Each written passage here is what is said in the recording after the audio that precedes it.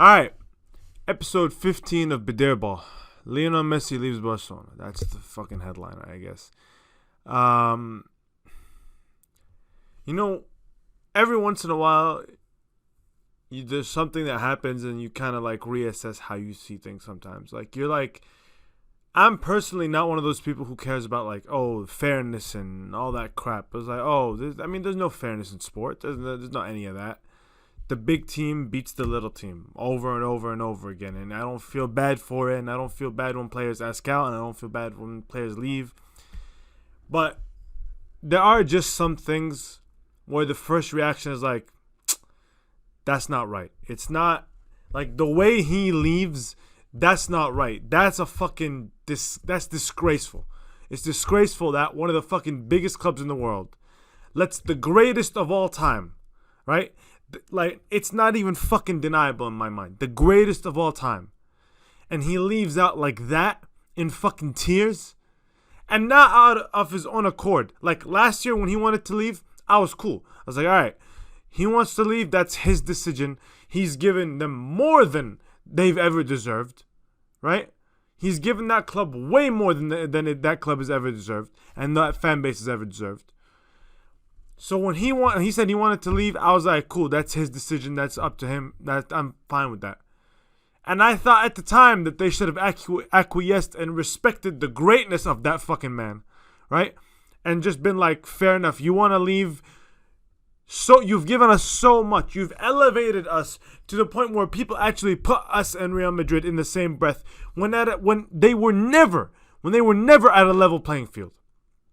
Those two clubs are not as big as each other. Real Madrid is the biggest club ever, right? And Messi's greatness is so insane that we actually mention those two clubs now at almost a similar level when they really shouldn't be. And when he wanted to leave, I was fine with that. But for him this year to want to resign, to agree to a contract, and then you, through fucking, like, this is how you lose the greatest of all time? Through administrative negligence. That's how you lose the greatest fucking player of all time.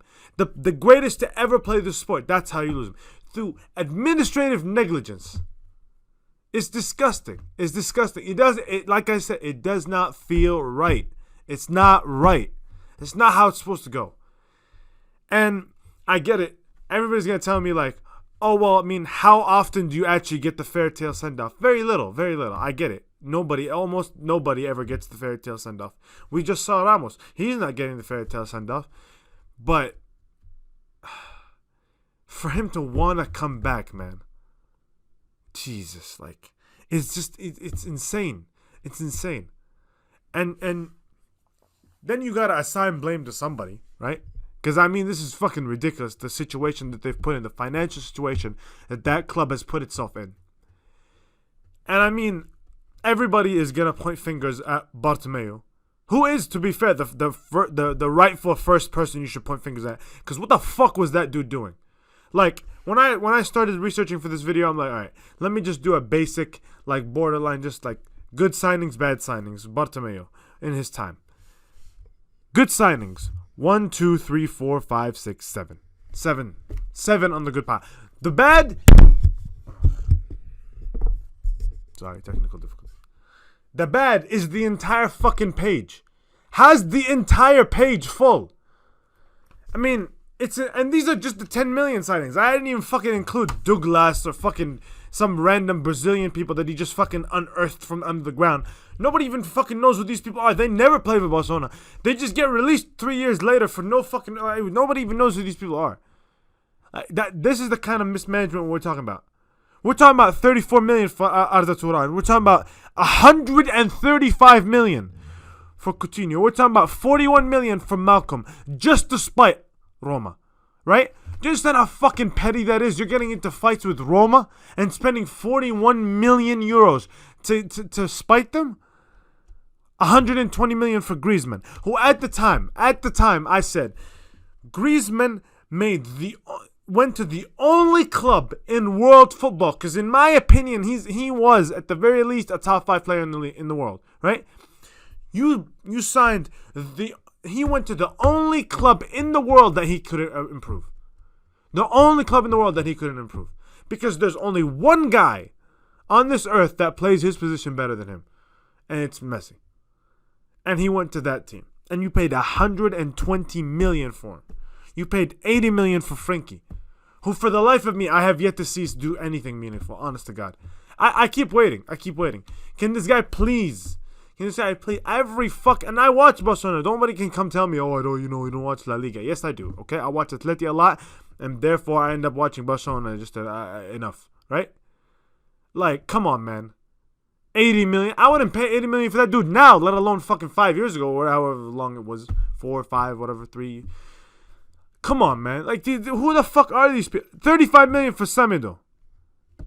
77 million combined for Andre Gomez and Paco Alcacer. 70 million for Paco Alcacer and Andre Gomez. I mean, it's just, this is the kind of shit. And when you think, this is the worst managed club ever in any sport. Nobody has ever faced this kind of mismanagement. Nobody. I'm honestly, there are clubs that have gone bankrupt and they weren't this badly mismanaged. Because this is the team with the second highest revenue in the world, or third, I can't remember if it's them or United. In the world, dude, that's how much revenue they generate. And they can't even forget profit. They're this far down the hole. I mean, it's fucking ridiculous. I mean, some of the shit. And then you get, so we've covered this Bartomeu point, which is like he's the worst president ever, like ever. But then these other fucking idiots, because Bartomeu, mind you, did not control this entire saga. Okay, Laporta, he's the one who loses it now. This fucking idiot campaigned his entire election that he was gonna keep Messi. He promised the fans over and over that he was gonna keep Messi. Okay, and nobody can fucking say, oh well, he's trying to get elected, or he didn't know how bad the club was. How do you not know? All of us knew. If we fucking knew, how the fuck didn't this guy know he was running for the damn president of the damn club? He comes in, and not only does he offer Messi this contract that Messi agrees upon and then gets rescinded, right? Not only does he offer this deal without the assurance that he can actually get it done, he starts fucking giving deals left, right, and center. He's offering Wijnaldum deals, who ends up rejecting and goes into PSG. He signs Depay. He signs Aguero because he's Messi's friend. He signs Eric Garcia. He signed this guy and that guy and that guy. And then you come to find out, this guy doesn't even have the fucking money to register those guys, let alone register Messi. Even with Messi not in the picture, he still can't register those idiots. So what? This is the guy, Barcelona fans, by the way, this is your savior, right? This is the guy you fucking celebrated when he got elected. This is the savior, right? He can't even register the free agent contract that he's been throwing around to everybody. Every free agent got an offer from Barcelona, apparently. I mean, some of this shit, it doesn't even make sense. Like, you read about it, you research it, you're just like, well, how is this happening? How is this even possible? And then if you want to go back for a little bit before Bartomeu, you had, what's his name? Sandro Rosell, or whatever the fuck that guy's name is. That guy, I mean, to be fair to him, his buying and his signing records was actually pretty good. But then he ends it in disgrace because he signed Neymar with all this hidden stuff, which I, for the life of me, can't really understand why he tried to evade. I mean, he tried to evade taxes, that's why, okay. But, I mean, that's the kind of shit that the previous management was part of, which also Bartomeu was the vice president at the time. So clearly he's just a fucking idiot. Then Rosa resigns because of all the Neymar scandal for the fee. And there's just one, honestly, I remember while I was doing this research and whatever, and it just reminded me of something that at the time I remembered, and then I came back to it and I wanted to just research it for a little bit.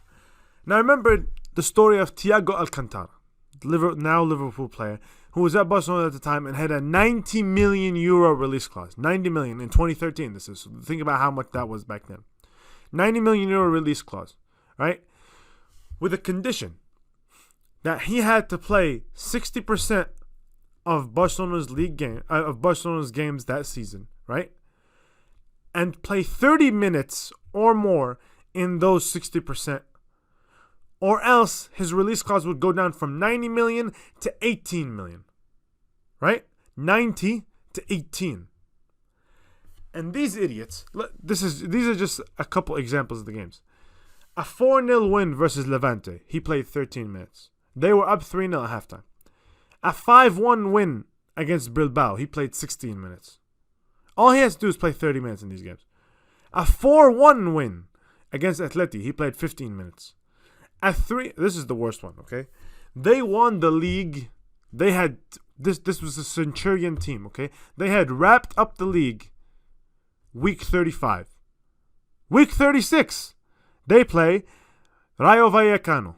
He plays 26 minutes in a 3-1 win. You've already won the fucking league. You won't even give him 30 minutes then? I'm not even asking for starts. I'm talking 30 minutes. 30 minutes. And then down 7-0 on aggregate to Bayern Munich. They still only gave him 25 minutes. So at the end of the season, he ends up not meeting the requirement. His release clause goes down from 90 to 18, and Bayern Munich sign him. I mean, this kind of shit, because one person, one thing, like one person in Bartomeu and one thing in bad signings is not enough to cause the fucking this insane decline that happened at Barcelona. Not one person can be responsible for all that, right? It has to be time and time and time again a culture of rottenness at the fucking core of that club for what happened to have happened. And then at the same time, because I really hate Barcelona. I'm serious. I really hate Barcelona. And the only reason I'm mad about this is because it's Messi and it just didn't feel right. I get sentimental about that crap sometimes. But, I mean, in reality, it couldn't have happened to a fucking worse fan base. Fuck that fan base. One of the worst fan base in all football. I just... The incredible lack of understanding of how football is played today, what made them great in their heyday, and all these kinds of... just the misunderstanding of how a club should be operated. They were supporters of most of this bullshit, right? And only recently did they start realizing how fucked up all this stuff was. We were trying to tell them forever, but none of them would fucking listen. They paid. This is the kind of fan base we're talking about, okay? This is the fan base that begged, that pleaded for Frankie de Jong, right? At any cost, because as everybody knows, he's the new Xavi, right? Or at least apparently that's what we were being told at 2017 or whatever. He's the new Xavi, right? Okay. They signed the new Xavi for 80 million, way above what any reasonable club should have paid for him. And, what's it called? And then they have Valverde, who everybody tried, at least, okay, not everybody, but at least I continuously tried to tell them was not the culprit. If anything, he was the guy steadying the ship, because I kept fucking telling them that team lacks balance. That team consistently lacked balance. And over, he was held accountable for that management giving him that shitty-ass team. Right? And they fucking parroted this same goddamn bullshit over and over when I said, oh, but he's won La Liga. Not only did he win La Liga, he went 37 games unbeaten. He was one game away, the final game of the season away, from being invincible, right? You know what they fucking responded to that? Oh, well, he has Messi. They said Messi guaranteed a league title. That winning a league title with Messi isn't even an achievement. It was guaranteed. How's that working out for you, fellas? Right? Because they fired Valverde when he was top of the league. He was joint top of the league. Midway through the season, they fired him. They haven't won a league title since. They haven't even come close since. This is the kind of fan base we're talking about, right? They celebrated when Valverde, who had gotten into a European semifinal, and I know the team bottled it. Fucking Jordi Alba's crying halftime. What the hell is he supposed to do about that, right? They bottled it, and they fired him, and they blamed him for that. And then they celebrated. They celebrated when Quique Setien, right? This career fucking loser whose best ever achievement was finishing 6th with Real Betis, right? They celebrated when that guy got hired because he played their ideal of football. He's the masque un club or whatever the fuck that shit is, or all that crap, right? He's a Barca style. He plays the Barca way, right? That's what they kept telling us, right? He plays the Barca way. See, when they said crap like that, that's when I really understood. Like, they don't even know what the fuck the Barca way is. They don't even know what made them good. That's why they continuously tell us that Busquets and Piqué are these world beaters still. Because they don't understand what made that team their team. They don't get what made it great. They really don't. I'm being serious. They don't understand. Plenty of teams could have fucking passed the way they did. Man City now. Man City, the Centurion Man City team. That team passed like those old Pep Barcelona teams. They passed like them, right? But you know what they didn't have? What Barca had that no other team has ever been able to replicate with that same success and maintain the passing is the pressing. That's the part that nobody ever fucking understands. These Barca fans, that's the part they never ever focus on, right? When they used to lose the ball, man, they were like fucking mad dogs. Even Messi, the best player in the world, even then, he would lose the ball and he would fucking go at it like a fucking crazy person, right? He'd be like a rabid dog, just barking at people. Whoa, whoa, whoa, whoa. Just fucking attacking people, right? And they would get that ball back so goddamn fast. And that was why they were special, right? Because if you've ever played as a defender, you'll know there is no more demoralizing feeling in all of sports than the other team dominating the ball. They're coming at you, wave after wave after wave, right? And you finally win the ball, right? You finally win the ball. And you're just about to start thinking about what you might do with it, and you lose it again, right? Your team loses it again, and you're just like, fuck. I was just about to exhale. I was just about to start moving up the pitch. I was just about to start thinking about what we could do with the ball. And immediately they got it back. And we can't even do anything again. And they're going to keep coming at us over and over and over. So they have that sensation working for them, and they have every single best player on the pitch. Think about that. That's what made them great. But Barca fans never focus about that. All they want is, well, let's pass. Let's just pass. Let's pass. Setien passed. He would have 100% of the possession, right? But nobody gave a fuck because that dude did not know how to coach. He did not know how to coach. That team was fragile. You could slice it like a fucking butter knife, man. That team sucked because that dude did not know how to coach. And once again, Barca fans were enamored by his style because they didn't understand what was going on. They didn't understand what their team needed. All right? They still don't understand. They still try to tell me Busquets is that guy. Okay? Busquets, in my estimation, is the greatest defensive midfielder to ever play the game. Okay? But they clearly don't understand what made him so great. Right? Because all they can focus on is what he did on the ball. Oh, well, he passed, and then he turned, and then he slalomed the defender, and then he passed away. He passed it to Xavi, right? That's all they can see. That's all they can see. They don't see that this dude was literally fucking sculpted by God to play the defensive midfield position. That's the part they never see. They never pay attention to that. That this dude has go-go gadget legs. That people literally dribble past him, and he just fucking sticks his leg back and be like, no, I'll have that. Thank you very much. Right? Nobody pays attention to that shit. All they care about is in possession. When that's not what made Barca the greatest team of all time. Because plenty of fucking teams, including Pep's own Bayern teams and his City teams, all of them passed like that. They all passed like that, but none of them could replicate the pressing. Because that team was 1 in a million. Every player on that pitch was 1 in a million. You will never ever be able to replicate what that team did. With the intensity they played.